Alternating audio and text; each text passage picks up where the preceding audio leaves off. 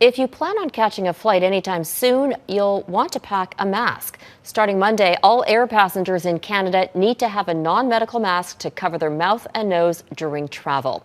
You'll be required to prove you have it during the boarding process. Otherwise, you won't be allowed on the plane.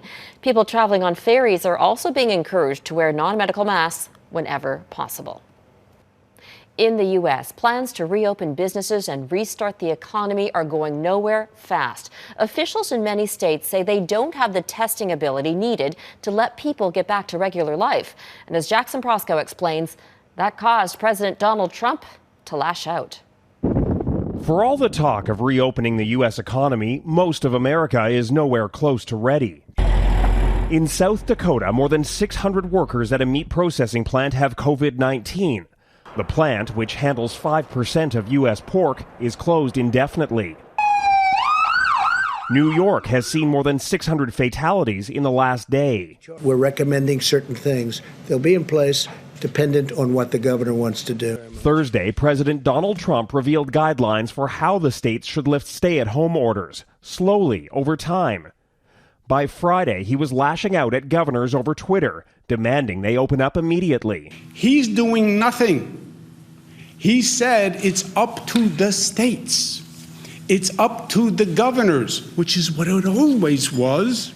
Governors and the experts agree the U.S. has fallen short when it comes to COVID-19 testing, warning that makes it impossible to return to regular life. You do need testing because we need to know what actually is happening in our communities. The materials needed to conduct the tests remain in short supply. The governors want a national strategy. But Trump has told states to do it by themselves, just days after claiming he himself has absolute authority. I think the president doesn't want to believe that testing is a problem. And it is a problem, particularly if we want to get the country going again. Amidst all the back and forth, Americans keep getting sick. The nation's capital, Washington, is quickly emerging as a new hotspot. School has been canceled for the rest of the year. Just as in New York, officials are turning convention centers into field hospitals. Tonight, as the U.S. approaches 700,000 confirmed cases of COVID-19, some local officials are in fact opening things up. In Texas, they're going to allow all retailers to open up to serve customers on a to-go basis. Minnesota is opening golf courses. And in Florida, in Jacksonville, they've opened the beaches, and tonight they're already packed. Robin?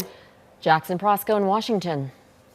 President Trump's former lawyer is set to be released from jail early because of the pandemic.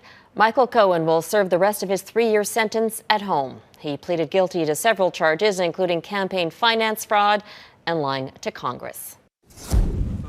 China has dramatically raised its death toll in Wuhan, where the new coronavirus was first detected.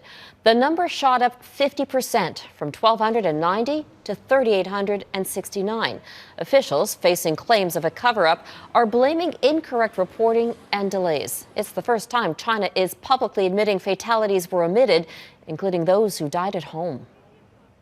A new United Nations report is sounding the alarm about the devastation COVID-19 could cause in Africa.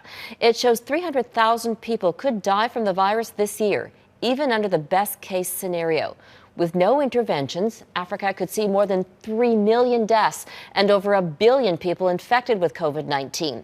The UN says poverty, crowded urban areas, and widespread health problems make Africa particularly susceptible to the virus.